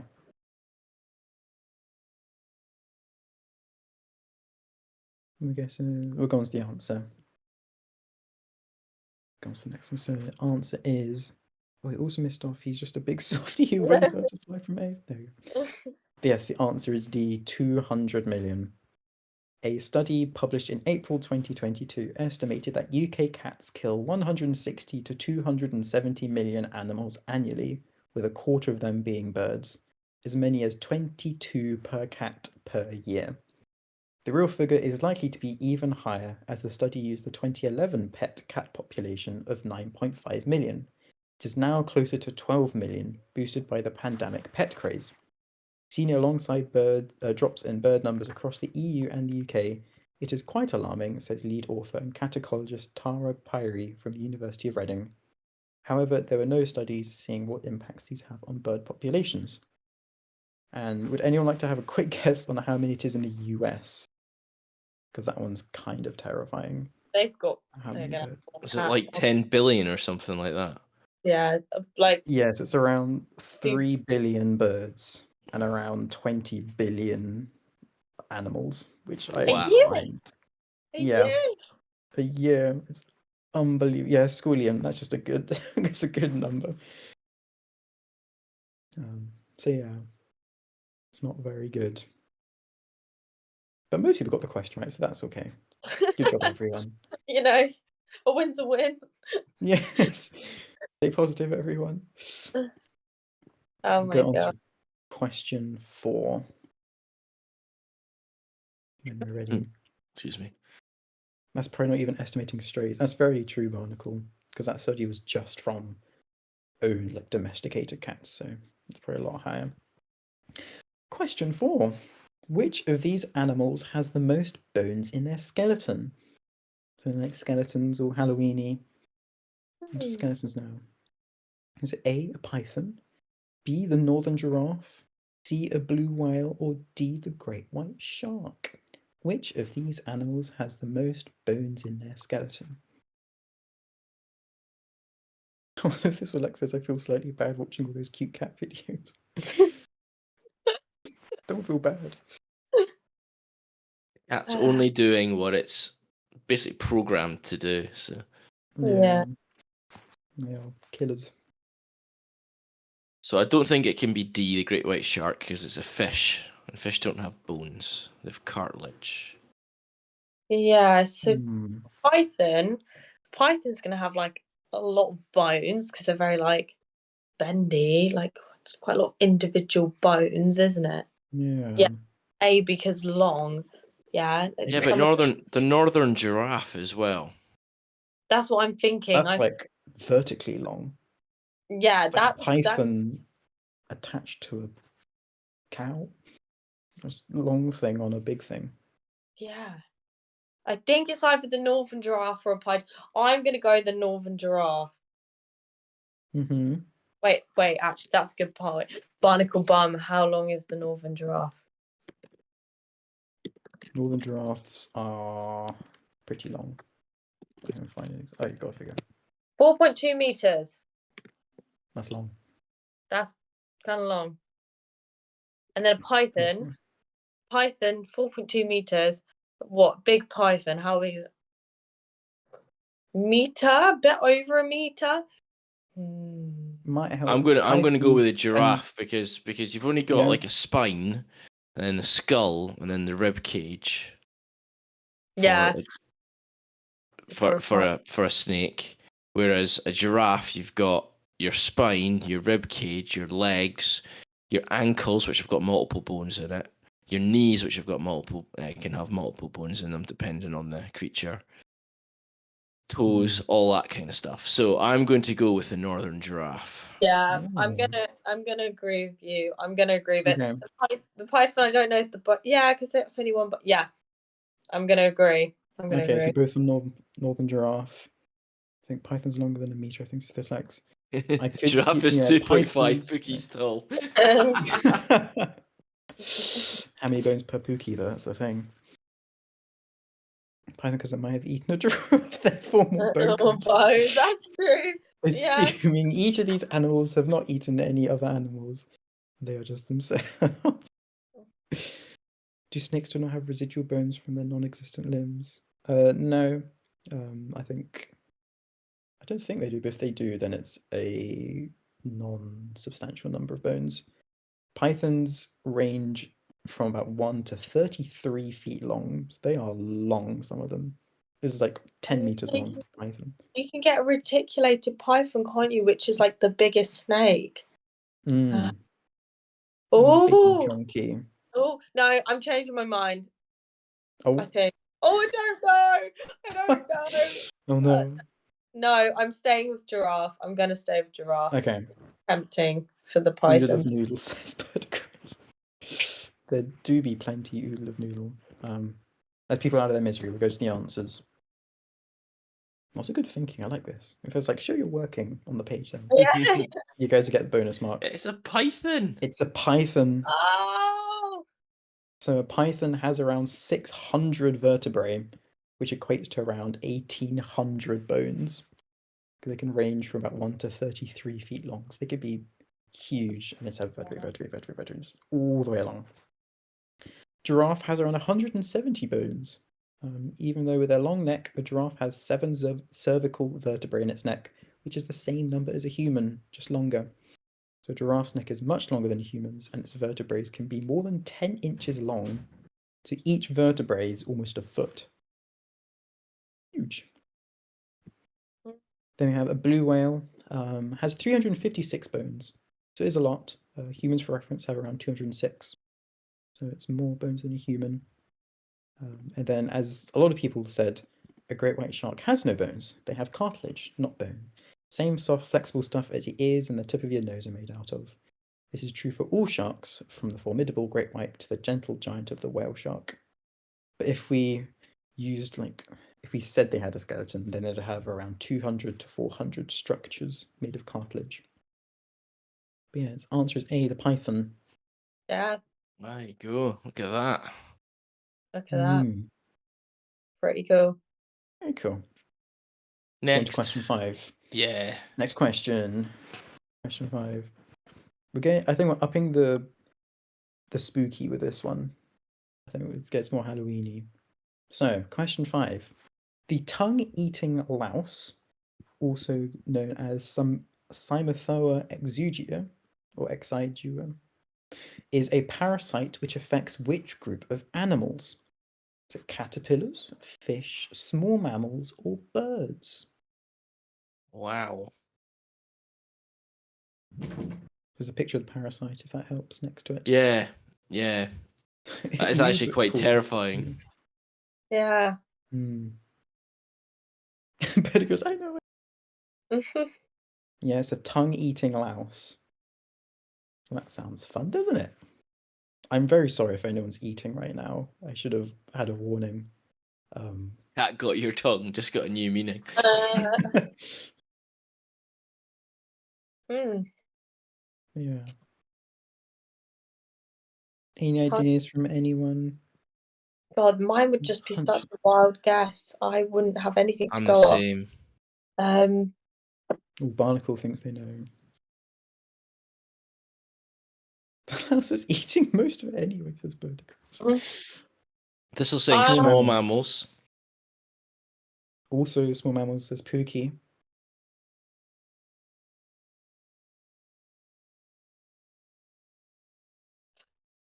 I don't want to hop on the bandwagon with small mammals. Says B. Yeah. B for barnacle as well. See, I would have gone with caterpillars or fish. Yeah. They would have been the two that I would have chosen because I've never heard of this thing. Yeah. Yeah, that's what my logic was. I was thinking if it was birds, I feel like I would have heard about it. Yeah. But I'm pretty sure the correct answer is B, as Birdicus and Barnacle Bump thought they knew it. So I don't think I can fair guess it now. Oh, you've seen it, Barnacle Bum? Oh my gosh. How big is it? How big is this it this ranges tongue-eating from louse? the size of its host, I'll say. So it kind of grows to the size of its host. Yeah. So if it's in like a bluefin tuna, that could be like 2 meters. Big old boy. I think they can grow big. I'm not sure what their maximum size is, but they range in size quite a bit. Yeah, as big as the appropriate animal's tongue. Yeah. This would be good for Halloween costume. Oh, it will be. Yeah. So we'll go to the answer. Bit of a heads up, it can be a bit spooky because it's. I just had a shiver. Honestly, It's supposed to be spooky. Yeah. I can't look at it anymore. Spooky warning, but yeah. Oh my words! So there's the spooky. So yes, this is the tongue-eating louse, Cymothoa exigua. It's an isopod crustacean, just like the woodlice you might find in your garden. Oh, wow. Unlike Cxidua, also known as the tongue-eating louse, it is a parasite that insects fish. So the answer is B. While smaller male tongue-eating lice live in the fish gills, females establish themselves in the fish's mouths. They cut the blood vessels that feed the fish's tongues, making them wither away and eventually fall off. Next, the louse attaches itself to the musculature of the fish's former tongue and replaces it. So, in other words, females in this species become the new tongue of their host fish victims. Wow. That is pretty gnarly. That is Yeah. mad. I don't know if the fish can do anything about it, Thistleaxe.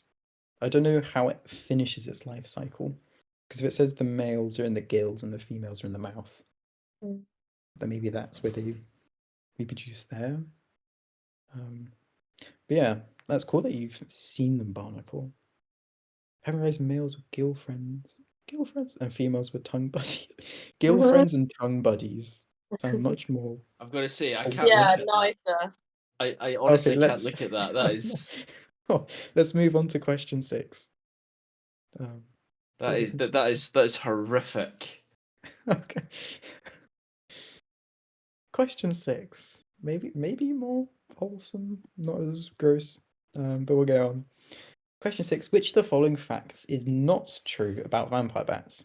So 3 of these facts are true for vampire bats, and one of them is not. So is it that they are the only bat species which can walk, run, and jump? They can suck the blood out of their prey. They can locate prey by sensing the sound of an animal breathing, or they'll regurgitate blood into each other's mouths. Which of these facts is false? I'm thinking A. Surely a bat can't walk, run, and jump. Yeah. This is where cleaner shrimps and wrasse come in handy. Maybe Birdicris, actually.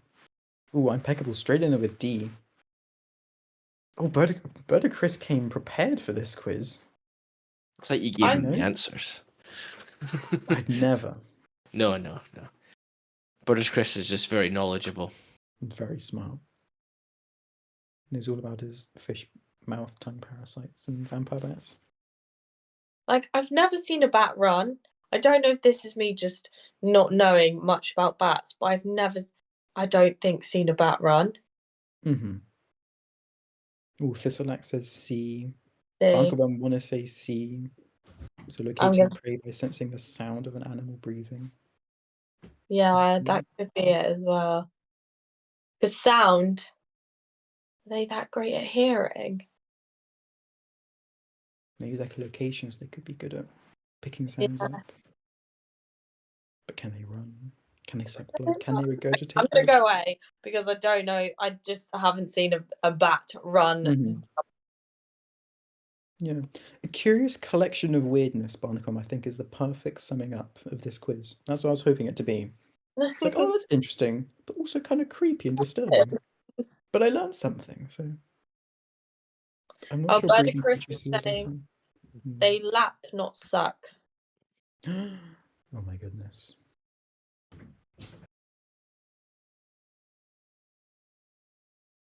Any other answers wanting to come into the chat or anything like that? They run laps as part of Run, people. lap. Yeah, I'm That's what you gonna say go that. with B. Yeah. Yeah, I think so. Okay. A few C's, an A, a D, some B's. Good range. Well, we'll go on to the answer. Answer about the vampire bats. It's B. B. So, Birdicris, yet again, you are right with your knowledge. They pierce the skin with their teeth and lap up the blood with their tongue. So they don't suck it. Suck it.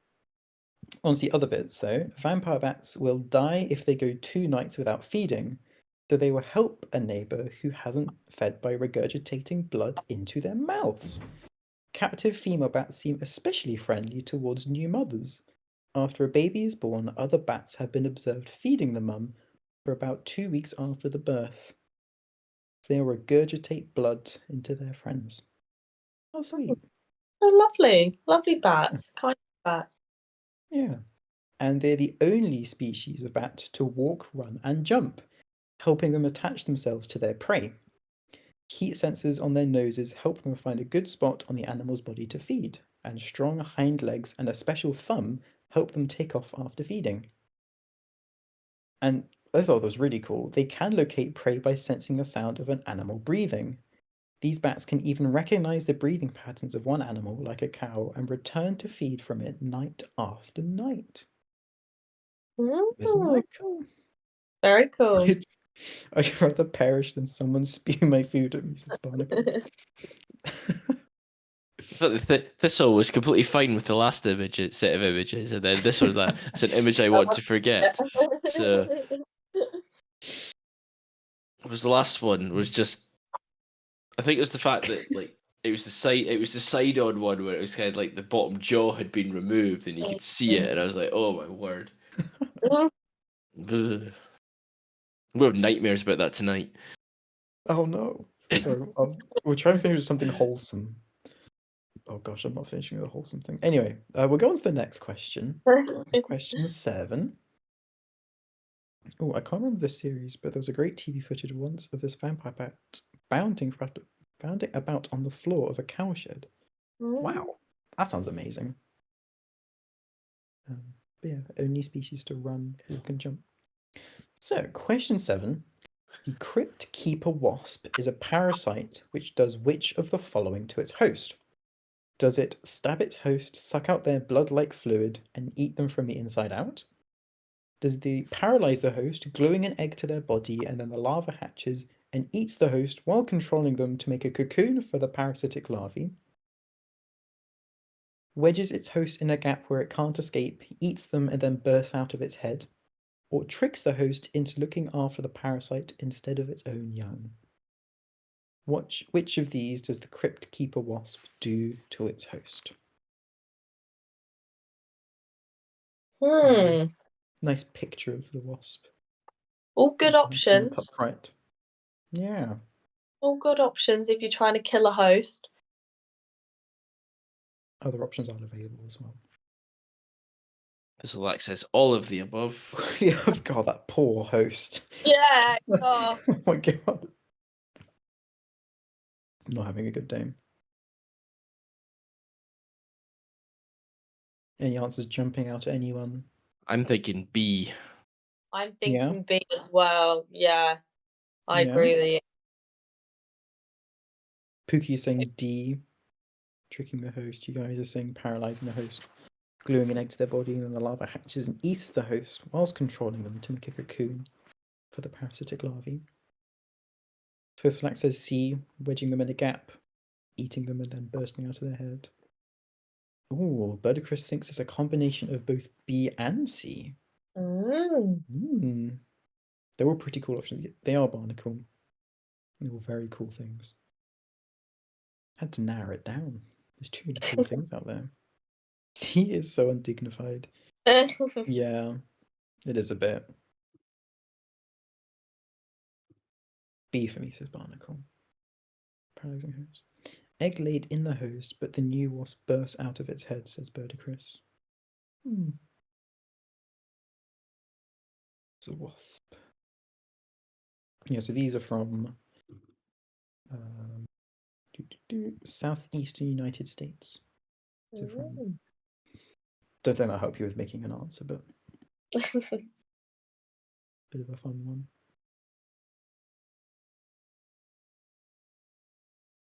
You guys still with your option B? I think I'm going B, yeah. Yeah. See if everyone else has got their answers in now. I like the sound of the practical puppetry. Oh, good words, practical puppetry. Birdicris, from what I remember, it's relatively famous for the gruesome lifestyle.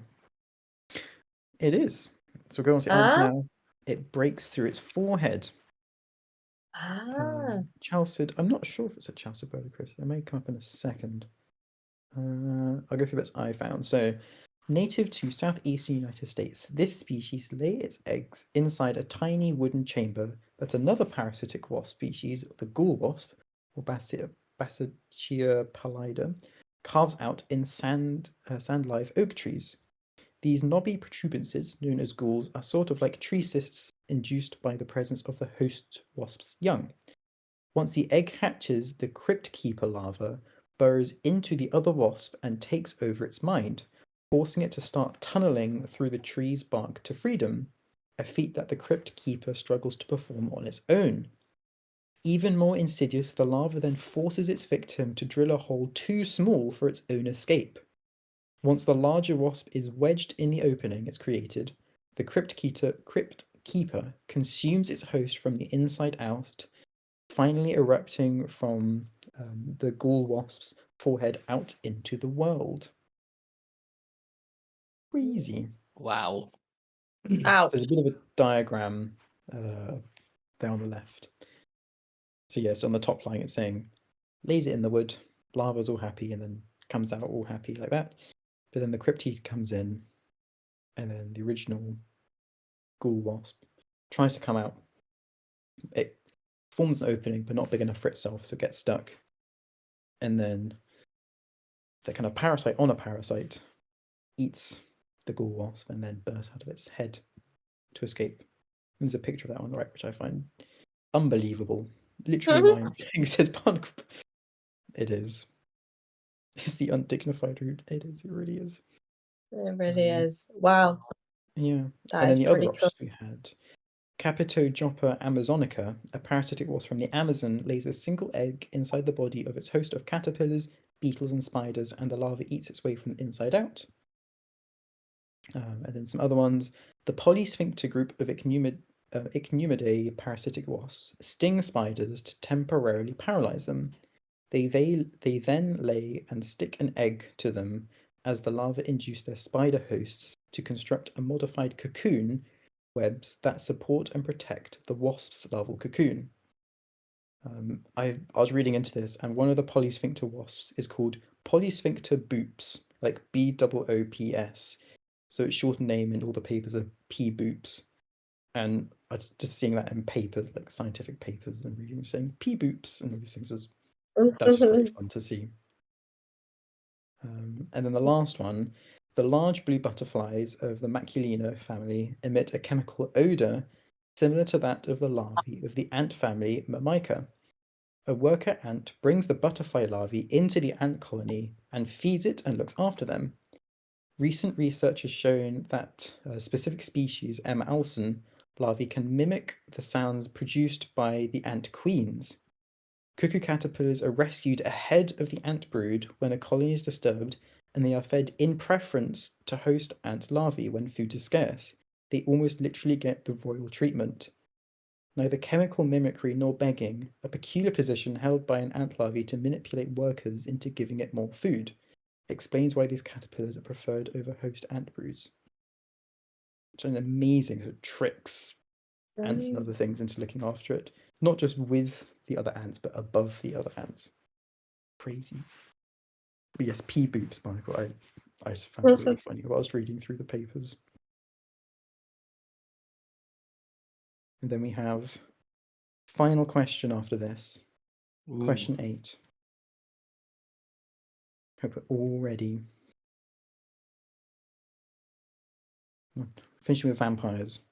Which of these vampire animals does not exist? So 3 of these animals are real, and 1 of them is not. So we have a vampire rat, vampire finch, vampire tree frog, and a vampire squid. So which of these is not real? Even though the pictures look very convincing, I must say. I love the green finch with the vampire teeth. That's very cool. Thank you. That's my wildlife encounters. So a vampire finch. Yeah, which of these doesn't exist? Vampire tree frog. Going with the finch, Doesn't- there's Thistleaxe. Yeah, Thistleaxe is finch, so B. Chris with A. Yeah, vampire rat. I'm between rat and tree frog. Feel like vampire squid could be a thing. Mm-hmm. Vampire finch also maybe. Barnacle bums with A. Vampire Again, rat. I'll go different. I'll go C. I'll be different. Mm-hmm. Somebody's telling me vampire tree frog's a thing. Finch is impeccable. Good range. Rat, finch, tree frog. I'm going with squid. I'm going with D. Yeah. Oh, don't forget vampire teddy bears. Barnacle, because I've heard of one and the other sounds so funny, so A. Too smart, Barnacle. It was fun making those pictures. You do have to admit, they're not real pictures. They have been slightly edited. Tree frog is so specific. It is. Any other guesses coming in? Vampire teddy bears being Chinese water deer. Oh, Oh, yeah, that makes that's sense. cool. Yeah. Guess there's an option E, vampire teddy bears, but we all know that's real now. Any other guesses coming in? Final question. Finchler's giving Peter Tid vibes. Yeah, it does. Flicker has, kind of hard because it was on its side, so I tried to work out how. Maybe I should just kept one fang. Like, yeah. Anyway, we're going to the answer for the final question. Answer is. Roll drum roll. It's A. It's vampire rat. So there is no such thing as a vampire rat yet, as far as we don't know. If there may be one out there. But yeah, vampire finch. This was a thing that I found amazing whilst reading into this. So, the vampire finch is known for its unusual diet. When alternative sources are scarce, the vampire finch occasionally feeds by drinking the blood of other birds, chiefly the Nazca and blue-footed boobies, pecking at their skin with their sharp beaks until blood is drawn. Curiously, the boobies do not offer much resistance against this. It has been theorized that this behavior evolved from the pecking behavior that the finch used to clean parasites from the plumage of the booby. The finches also feed on eggs, stealing them just after they've been laid, and rolling them by pushing them with their legs and using their beak as a pivot into rocks until they break. Finally, guano and leftover fish from other predators additionally serve as diet options. These vampire ground finches drink more blood during dry seasons when seeds and other prey are scarce, resuming omnivorous predation when the rainy seasons begin. There are also significant variations in the intestinal microbial community structure. There was a clear separation between vampire ground finches and other finches. Vampire ground finch birds have intestinal microbial communities rich in, it's a long word, peptostreptococci? Maybe. But similarly, vampire bats also possess this peptostreptococci in their gut flora as well. More conventionally for birds, but still unusual amongst the Geospiza family, they take nectar from the Galapagos prickly pear flowers, at least on Wolf Island. The reason for these peculiar feeding habits is the lack of fresh water on these birds' home islands of the Galapagos. Nonetheless, the mainstay of their diet is made up from seeds and invertebrates, as in their congeners. I thought this was just incredible reading about that. Like a little finch just going off sucking up blood. I remember seeing it on an Attenborough show where they were pecking. I'm pretty sure it was on an Attenborough show, and they were pecking the birds to get the blood. But yeah, it's very weird seeing this little finch drawing blood from these kind of boobies, and they're just sitting there, not even caring. But yeah, that's the finch. And then the vampire tree frog, or Vampyrus vampirus, which is a great name, is from Vietnam and gets their name from the fang-like mouthparts on their tadpole. The unique mouthparts on the tadpoles indicate that they strictly feed on eggs and the extra unfertilized eggs that are deposited by their mother frog in the waterhole. This is an example of advanced parental care. where the tadpoles have a large gape in the mouth which lets them ingest large objects such as eggs with a jelly coating still adhered.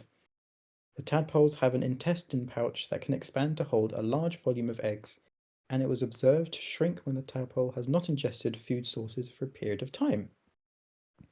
And then finally, we have the vampire squid, or Viperoteus infernalis, which literally means a vampire squid from hell, which is dramatic. Lives below depths of 600 meters in the tropics and subtropics.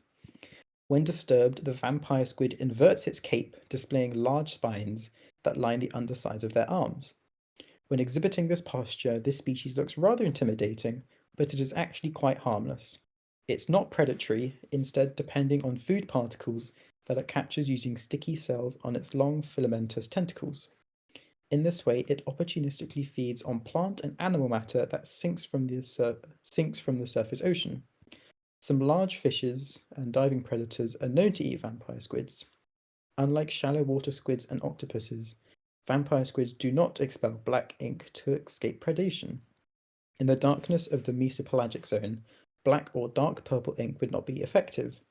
Instead, the vampire squid expels a colorless substance that contains numerous particles of bioluminescent material.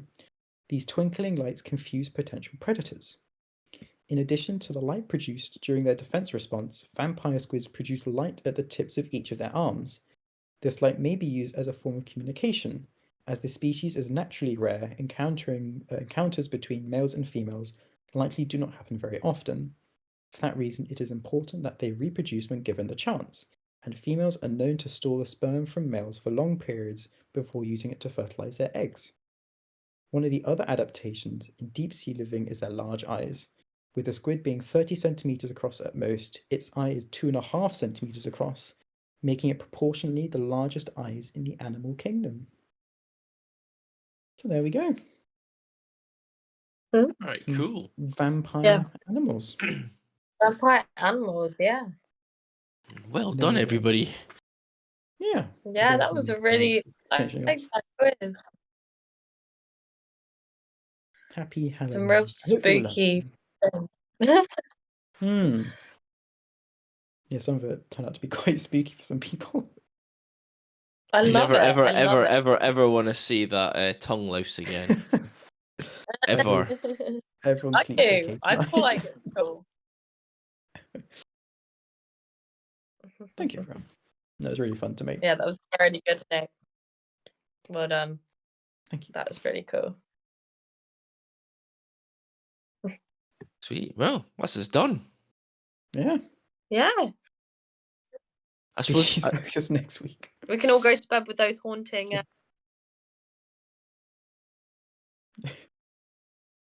Oh, no, that's good.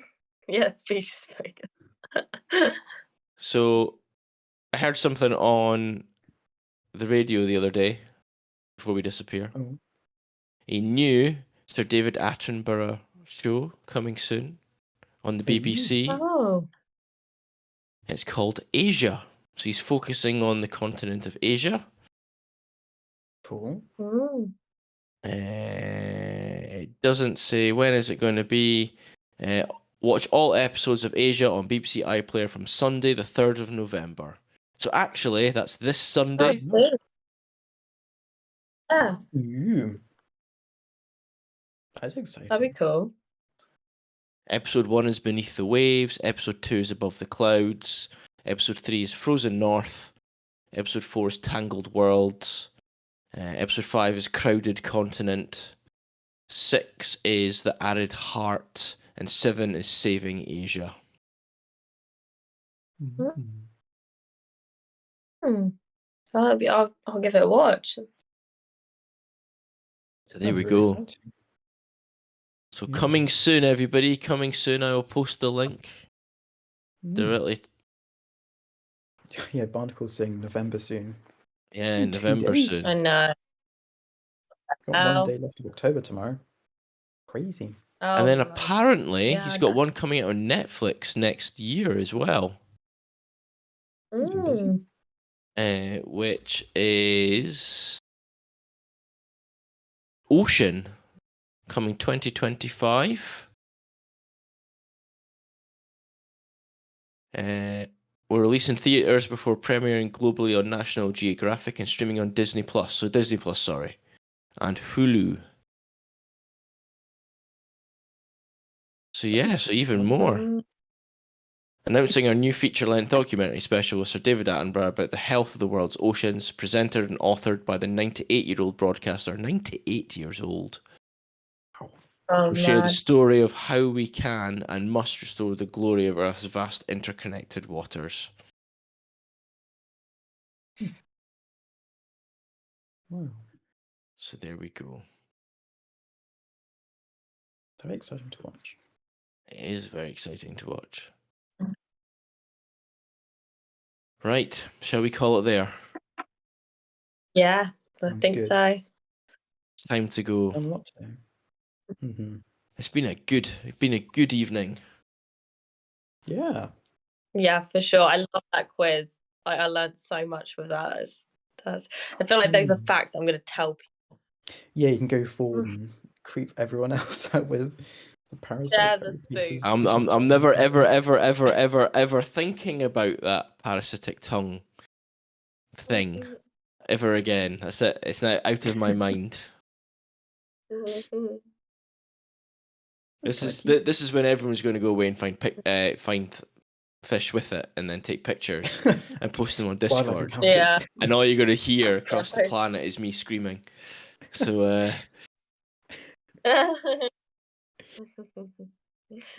there we go. Cool. Anyway, I think we should head off. Thank you so much for watching, everybody. Hey, Andy, guess what we've seen at work today? Here's a hint. I'd expect them more your way than on Wetland Reserve. Oh, God, go on. Oh. Imagine if they scaled up to the size of a host, like a whale or something. Oh, That'd just be really don't. funny, Barney. Sorry. The size of a car or something. Hoffinches. Ooh, Hoffinches. Oh, cool. Big as a horse. Impeccable. I now have an excuse to never be able to move the spiders. Exactly. Go and explain to everyone. Actually, I've evolved this. That is true. I'm going to see if the Hoffinches are back at Rufford, actually, which is just up the road from me. So, there we go. Maybe signs of Scandi eruption, waxwing winter on the way. Apparently, so there was a video, or like a satellite video of redwings and fieldfares leaving the Netherlands and Denmark earlier in the week and heading across the North Sea. Ooh. So there should be Cool. lots and lots and lots of redwings and fieldfare here now. I haven't heard or seen any, but yes, so you definitely need to plan a visit to go to Frampton. Everybody needs to plan a visit to go to Frampton. Oh, you got the red wing there now, Barnacle. Apparently a waxwing's been spotted south of Cambridge. Oh, wow, that's pretty south. The cakes are brilliant, Birder Chris. Pictures of our cakes. Pictures of cakes. Just if you're not quite convinced, yeah. Yeah. I can highly recommend their chocolate cake. It's very good.